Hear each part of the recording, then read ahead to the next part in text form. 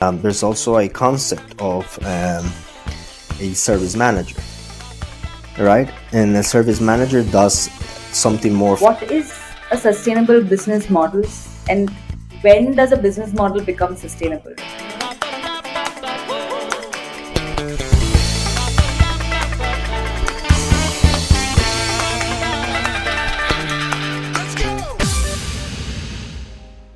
Hey guys, I'm Junaida Niazi, author of Navigating Service Design. Together, we're on a mission to connect you with the brightest minds practicing service design. In today's musing, we have Mauricio Portilla Espina. He has worked as a senior service designer at Spotify, PwC, Cybercom, to name a few. He has a strong interest in contributing to sustainability and the circular economy through innovative service design solutions. So, prior to service design, he has been a consultant for multiple agencies and has worked extensively as a sustainable advisor. So, thank you, Mauricio, for joining us today. Yunesa, thank you so much. I'm really honored to be here and to be a part of your community and to have a way to describe what I'm doing so far. We are very excited to have someone with a sustainability background because until now we haven't had the opportunity to talk to a service designer who comes from this space. So, can you give us a little bit more deep dive into your sustainability side of your practice? Yeah, thank you.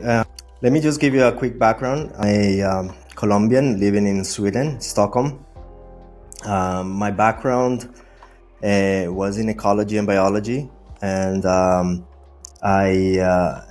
after so many years of working in my country, I decided to do a master's in environmental management, and I came across Sweden for the program, and I did my master's here in the city of Uppsala. After 2 years, I moved to Stockholm and I started working on different think tank agencies that are working heavily on research between climate change adaptation, resilience, social impact, and so on. I decided to, after working 7 years, I decided to do a transition to social innovation, and I went to develop my own company together with another friend of mine, and we traveled to Mexico and Colombia working on water innovation. And that's when I started having a beautiful change between social innovation, impact businesses, and the impact of communities.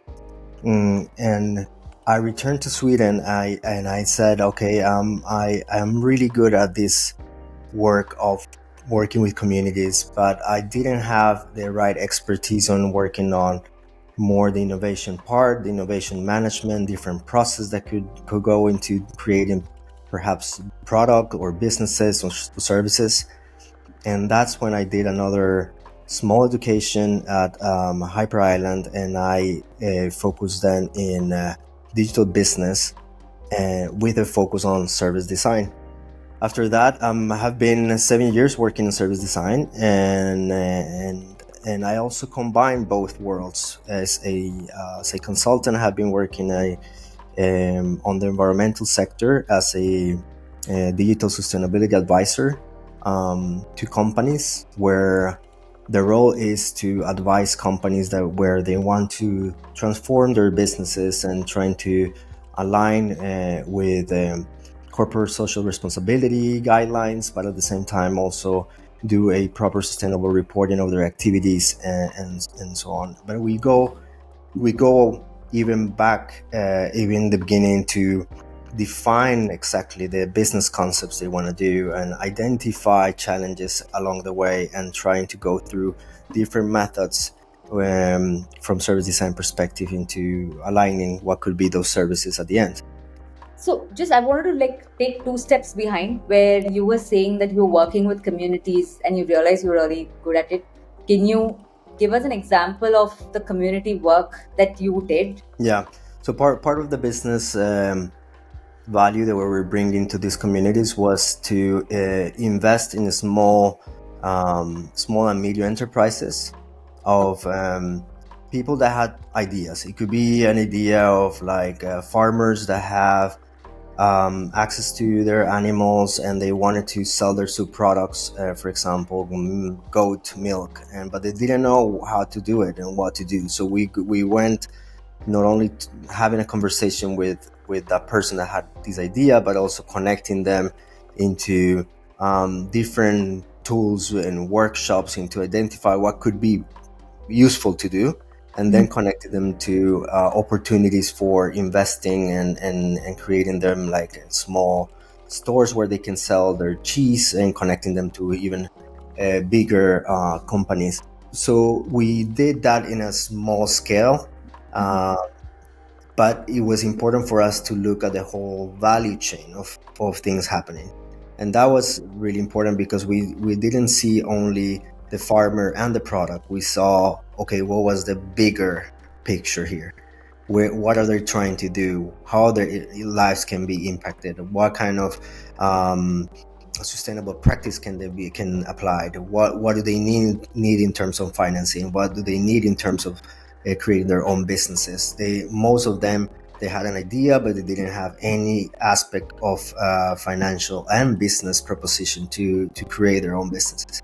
So we try to connect that also with the small universities, with organizations that are willing to help communities and to develop those plans, connect them with funding. And we were just like a middleman between a great idea and a possible impact. Those small sparks of innovation, we thought it was important for us to go and see the impact. Because these are the kind of projects generally service designers are also pulled into to work. Like, for example, the company that I'm working at, we work very closely with farmers in Indonesia.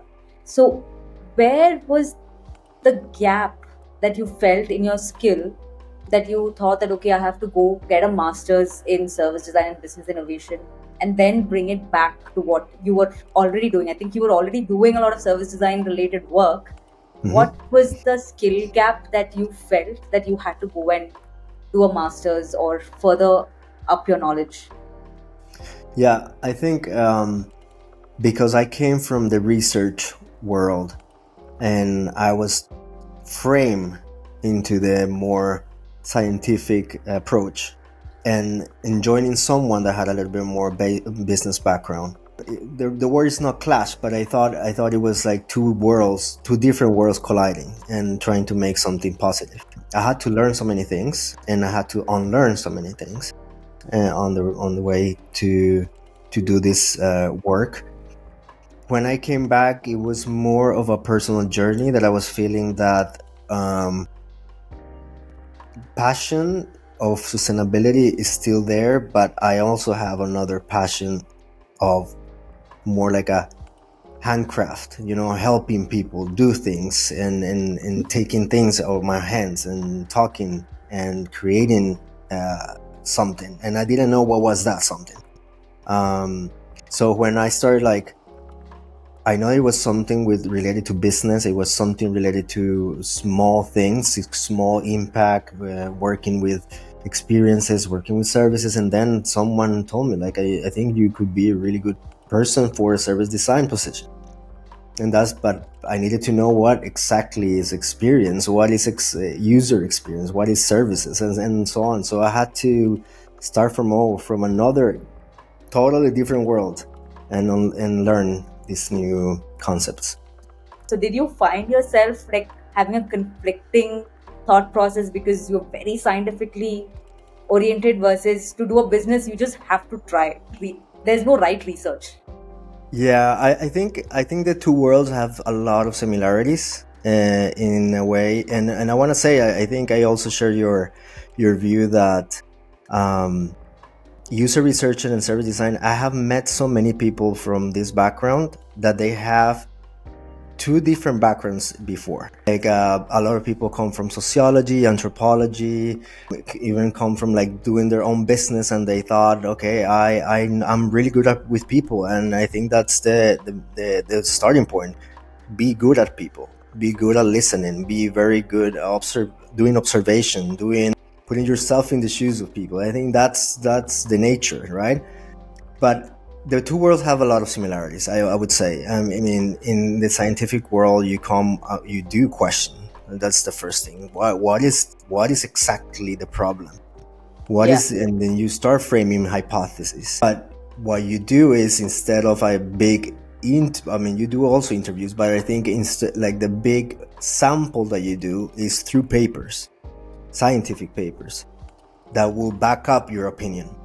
I think in service design, we do also hypothetical thinking, where it needs to be validated, and we need to talk to the user, or to the end user, or to the end consumer, to find out how those things can be factual, and then create different sources of data that could be qualitative or quantitative, or other sources of data that could back up that. And then we start even creating a more important thing that lacks a little bit of the scientific, is that type of ignition of creativity. What can I do with that information tied to a concept of a product, or Yeah. concept of a service, or I mean, the output could be different, right? Yeah. I feel that in research is more about outcome information. Okay, this information is giving me highlights of this other part of the problem, and you Right. convey that message through different scientists, and the scientists back up your information, and it comes from more like scientific papers, or conferences, or different arenas where you can do your opinion for your research. But it has a lot of similarities, I would say. I think the context, it's a bit different, but I would say that having the background in ecology, and that gave me a bit of a good start, I would say, because when I was thinking about research methodologies, for example, it was really good to put that on practice, but from another lens of service design, which we use a lot with user researchers and other part of qualitative analysis. Yeah, and you've worked in such hands-on field with, like communities, and trying to connect them with some income source, microfinancing, etc. But so, how was your experience working as a service designer in Spotify? That's a very different world, the corporate world. So, what is service design in Spotify? Okay, to give a little bit of background to your listeners, I was a service designer at Spotify and I worked there for 4 years and a half. I was a senior service designer at a team called Client Platform. The Client Platform is a platform team that develops experiences and services for the developers designing Spotify products. So my work was not working with listeners, with the Okay, ones it was back. downloading the Spotify app and joining and enjoying the music. No, my user was the developer. Right. And so developers, you have to think as the same as a user. They have many needs, many pains, and they have that uses different products and tools to do their work. They have many issues along their work when they're trying to create something in their app, or some ticket that they need to develop. But service design as a practice at Spotify, I would say it's a practice that has been going many years, but it's not labeled as service design. So it's interesting enough that inside Spotify, you were considered a senior product designer, but not a senior service designer. And I think it was more of a naming convention type of thing. I felt that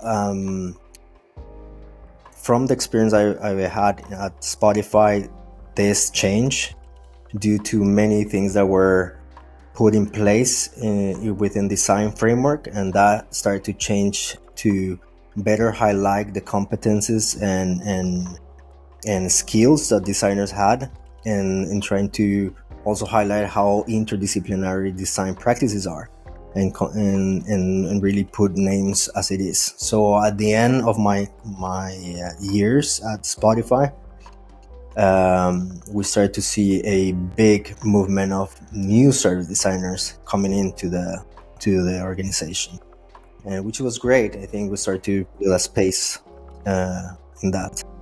It's interesting that Spotify has had service designers for so many years. Mhm. So, what is the expectation or role of a service designer within Spotify? Because for product designer, it's very output driven, but for a service designer, what exactly is the kind of outputs that a big company like Spotify is expecting from a service designer? So when thinking about that, we were kind of asked to go and ask the users what is affecting, for example, productivity, what is affecting deliverables in terms of development that could be having a big bottleneck on the way of working. So most of the times we're heavily research, also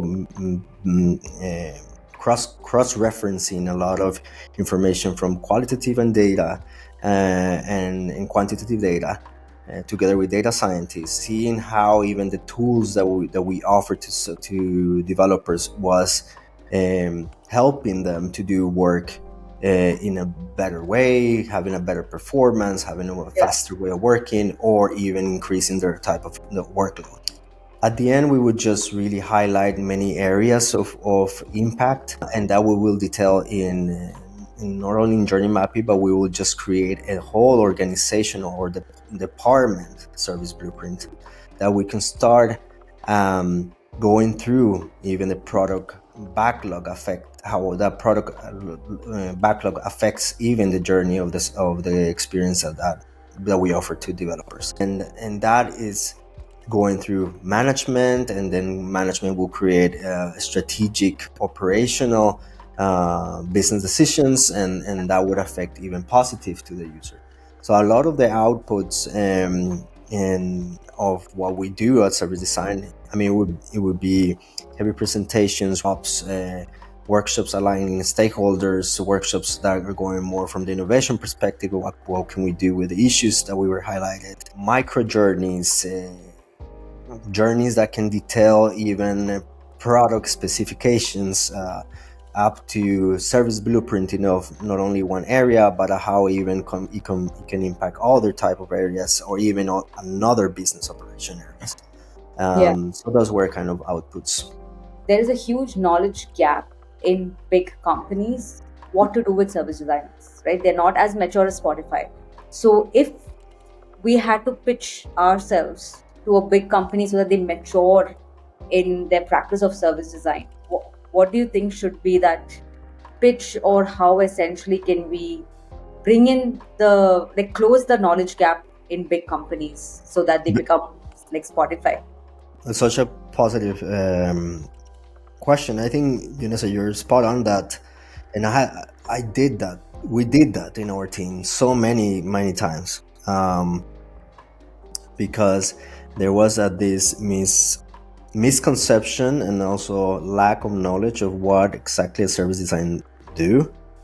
Also because in digital, in tech, and usually in digital corporations, there's also a concept of a service manager, Right. And a service manager does something more from the technical side, from the infrastructure side. So when they think service design is a similar aspect as service management, so we have to just start creating that distinction. And when we start to just really highlight different frameworks that we use as a service designer, and the double diamond and design thinking, and we're going to create, and also from agile perspective of companies such as Spotify, they are aware of this type of frameworks, but they are not aware of how or who will orchestrate this type of things. So they when they see that this person has this capacity of owning the type of processes and facilitating these different conversations and workshops with different stakeholders at different levels, and starting to see also the way that you engage with product, from research, from qualitative, from quantitative, from management, leadership, and so on, then you start to see, okay, so this person is like a spider that wants to connect a lot of the dots, but no one has taken the ability to do that. Yeah. So that's that conversation happens so many times. We try to really detail this type of approach, the type of learnings that we want to get from being a service design. How can we also leverage the work that we have in different parts of the organization and in different practices, and for the same kind of mean. So I think that alignment was really good to create that transparency, and also to create the need of someone such a service designer in a big corporation like Spotify. Yeah, I think it's a never ending conversation, because I think we're all in that awareness phase. At least in India, we're still at an awareness phase for helping companies see the value of service designers, helping them identify the right service designer for the kind of services that they are looking for. So I think it's going to be a constant conversation for us to discover how people in other countries, you guys are doing such a great job. So that's why I asked that question. Yeah. And it is going to be a constant conversation, because Yeah. I feel also that design has changed as a practice when we start putting names as create a user-centric organization. Yeah. I mean, for a manager and for a leader, what does that mean? How do we do it? Yeah. So I guess the design as a practice, but design also is as a mature entity in an organization, is not a standalone designer that does one thing. It's a Yeah. multiple people of design practices that they have their own type of lenses that convey the same message at the end, to be centricity, or to be user-centric or consumer-centric, because that's what creates the human part. And I feel that the ladder, that like the higher you go in the ladder, the complexity comes into understanding why that design has changed so much. And I think Yeah. that's the role of the service design, to start also pinpointing that difference, and then really not only attracting the whole design community to just really be also highlighting those values. Right. So that also brings me to the topic of, you have been working around designing sustainable business models. What is a sustainable business model, and when does a business model become sustainable? Yeah, I think the fact that it says sustainable and that it's business, I think we have to just look into these two dimensions, because a sustainable business model, I would call it as a framework. And it's a framework that wants to create and allow the different ways of delivering value for a business. And that has to be economical viable, it has to be sustainable, or had an impact of a sustainability behavior change, and socially responsible. And because the dimension of sustainability is the interaction between environment, the society, culture, and economic, right? So that sphere, it's encompassing what is sustainability. But if you want to put a business perspective, then you want to need to highlight those parts. That is the economically profitable, that is environmental conscious, or has even an environmental friendly aspect, and a social responsible part. And so if we digest the economic viability, it's the profitability part. So one part is how we ensure that the business has its own revenue, right? That we can see creating what we want to sell as an impact, and that also that is also impacting the environment. So then we look into also the resilience part. The resilience is a word that encompasses how the model should be adaptable, or even seeing the changes along time. because that's how a business could be resilient. But it's also resilient in terms of resilience of terms of sustainability. So how can even be adapting to different impact of time in changes that are really abrupt, and could be, for example, challenges with hurricanes. How can we make a business that is resilient, for example? So we see also the environmental part or responsibility, which is the resource efficiency part, right? So it's how we can use the resources more efficient to minimize waste, energy, and that's where the life cycle assessment comes in. How can we see from the sources, and then we start to see different aspects of like pollution reduction or waste reduction or biodiversity preservation, if it's that the sense. And then comes the social part, which is the social responsibility. So it comes more from the, okay, is my product or my business or my service more fair labor, has like a safe working space, ensuring fair wages, gender balance, community engagement, customer well-being, and so on. And then it comes more the governmental, or I would say more the organizational politics aspect, which is how transparent do we want to have this business? What kind of a stakeholder engagement do we want to have in our organization? How do we take decisions? And also how ethical can we be? And then there's another part of the sustainable business, which is the innovation and continuous improvement, which is how are we going to bring sustainable innovation to those businesses?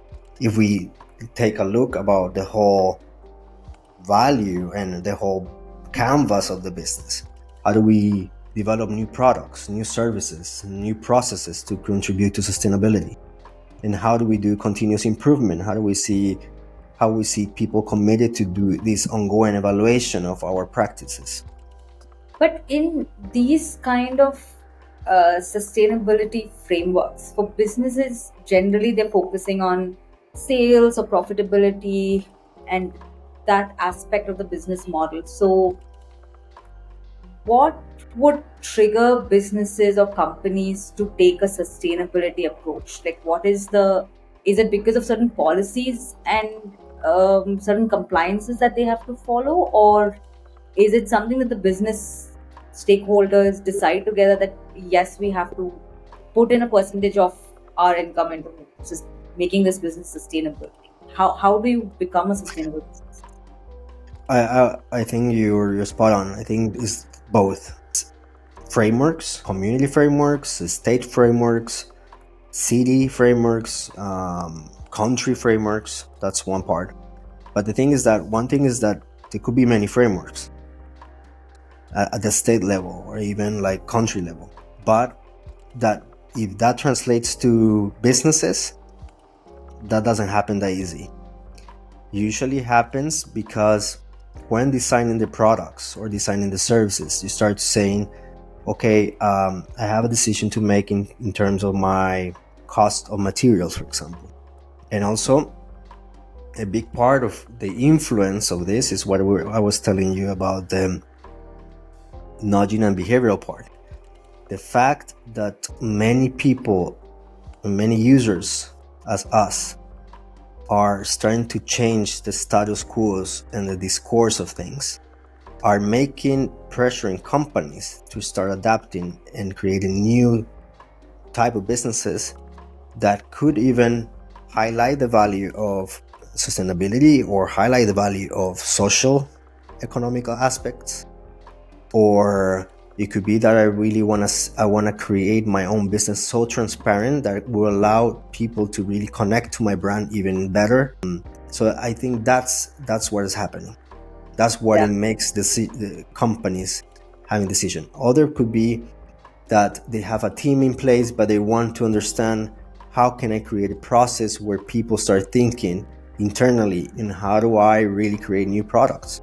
Yeah. I tell you this, when I was working at Electrolux, I was a service designer at Electrolux, but I wanted to put in place a way for designers to educate themselves in creating circular products. I mean, they had a trajectory of creating products. I mean, as Electrolux, we can create all arrays of products. But how we become more circular from a mindset perspective, from a practice perspective, from a process perspective, how do we engage research and development? What is much better? What is beneficial? We need to do a study. We need to do a small pilot. How do we see that this could be good for the business, but also good for the user? We have to see if a consumer would buy a ecological vacuum cleaner. Do you see the difference of usage? No, perhaps not. But what if I rent you? What if I have a vacuum cleaner that you can rent? Okay, interesting. Let's try it. So then you start creating the same kind of service design framework to test a circular or a sustainable business. And that's the lens where I'm trying to kind of translate it here. It's a very difficult space to be in because most businesses, just because it's sustainable, they may not adopt it if it is very cost intensive for them. So identifying the opportunity gap for the business to make this sustainable and also either reduce their cost or increase their income is a space that I think you are consciously working in, because generally, even for customers, price comes, at least in India, I don't know about how is it in Sweden, they're very price sensitive, and mostly sustainable products are expensive. So it's seen as premium products in India, at least. I don't know how exactly it's in Sweden, but the same. Okay, so how do we get people to adopt sustainable models in businesses and in consumption when it is so expensive? Mm-hmm. So there is a cost to sustainability. It is a heavy cost, and you mentioned something very important. For example, when we are having conversations with research and development, of course, the first thing is like, can I sell this? Would I have the same profit returns of that product? But when we started to see sustainable materials is an expensive material. And the reason why, and I think this is something that I would like to go deeper in research and try to find more answers, but I feel that it is true that the cost of materials is increasing worldwide. And it could be dirty materials, meaning that they don't have the best practices. For example, if you want to create a phone, you need all the metals in good metals from different places of the world. Those materials are getting more expensive because the materials are getting scarce, right? So making the materials more sustainable and trying to make those materials more reusable, maybe coming from recycling or coming from different sources where you start implementing sustainable practices. It's costly because it's not a high demand yet. So when you start creating a high demand of things, the prices will go lower because it's just few companies trying to adopt that. Of course, it's going to be very expensive because you need the labor of designing those products in that way with those requirements. So then you start saying, okay, this is why it's so important when talking about different type of business models. When we go to circularity, for example, the process and the engineering of those new products or new sub-products and sub-materials base to create those businesses, we need to start also seeing where can we start getting those products a little bit cheaper so we can start doing impact in the whole part of the business. But that comes from high demand. That comes from we need to start shift the consumer to more sustainable products. So they start asking for those materials. They start asking for regulations. They start asking for ban of toxic material. But when that time comes, then those costs of things will be cheaper. But right now, for example, if you want to get a very good thing that could last for many years, you will have to pay that price because it's a price of heavy research and development. Because it's starting, But I'm very optimistic that we're going to see a shift, and that shift has to be transferred from the different ways that we own things, but also the way we do businesses and the way that we're converting businesses to transform into this new type of society that we want to bring. That's a very very important, I think, message, because since demand is low, obviously cost of Yeah. doing these things is definitely high. So, as a service designer, what is certain principles or value systems with which you build these sustainable businesses? Like, I think that would be a very important um, value system that all service designers have with Mm-hmm. whatever businesses that they're working, so that in the future it becomes sustainable. So, what would be some principles or value system you would encourage service designers to work with or keep in mind when they're designing? Well, I think first is to really highlight the service as a concept. Is the first, I would say.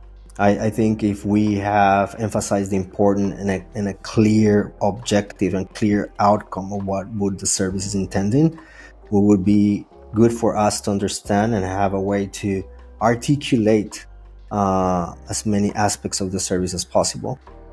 The many stakeholders that will intervene, but also for us to see where in the design process is where you will have higher impact. The second would be the service as a system. And when I see system, I'm thinking the systemic design process where you see everything as dividing as many parts as possible, kind of putting together a detailed service blueprinted of many things happening in the service. And I'm a really big advocate to that, because when you go into when you engage those silo thinking and try to tier everything in layers, then you start to understand, oh, there's complexity in the system, and we haven't had the chance to have a conversation with that complexity and getting in front of that complexity. Because sometimes it's like, but we wanna create a product that is sustainable. How are we gonna do that? But before that, why don't we come in big steps and in trying to understand the system first? I think few companies are doing that.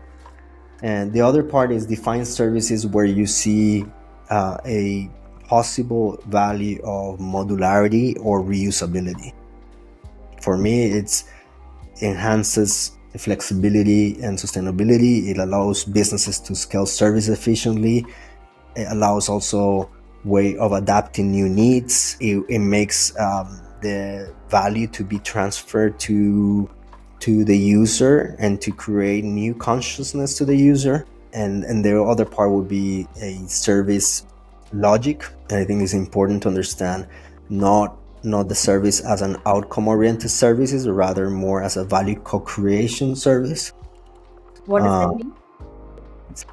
Where the services should be designed to facilitate a way to, how do I say, to facilitate the co-creation of value between the users, and trying to make a collaborative approach where we ensure that the services are continuously and improving on time, and that we see more the transfer of the value for that experience. This is the outcome could be more about you enjoying in the service that is intended of the product. And the most important part of the service part we're talking process is the service design principle of the human-centered design and the iterative part. So never forget about the empathetic, about who we were designing for, emphasizing the human-centered specific issues where we deeply understand the user needs. What is the intention? What is the value? Again, I put emphasis on the value word because it's about the value of behaviors, the value of that outcome, the value of the service. So, and that's where I feel is what resonates with a sustainable business model. And the iterative is that everything comes from that hypothesis that I was saying in the beginning, to create as many micro hypotheses along the different aspects of the service. That will create a good way for us to support, to give feedback to the user, create data that will engage with the user, and also engage companies in knowing more and understand more about the Yeah. consumer. Yeah. So I think the key takeaways to build a sustainable service model, one is to understand the service logic and design for value creation and focus more on the outcome and not just the output. Two is realize that the business or the system or service that you're working on sits in a larger ecosystem, and it's not just that you're solving for. You have to look into how that's impacting the larger ecosystem that it sits in as well. And third is the importance of modularity and ensuring that this is something that is scalable, easy to use, replicable, etc. But yeah, this has been really interesting, very valuable takeaways for young service designers or even practicing service designers who haven't thought of looking into the businesses and the services that they're working in from a very sustainable approach. But thank you so much for sharing these learnings with us. I think it's going to be huge for a lot of people who are trying to build better systems and services. Thank you, Janessa, for the opportunity. Thank you so much.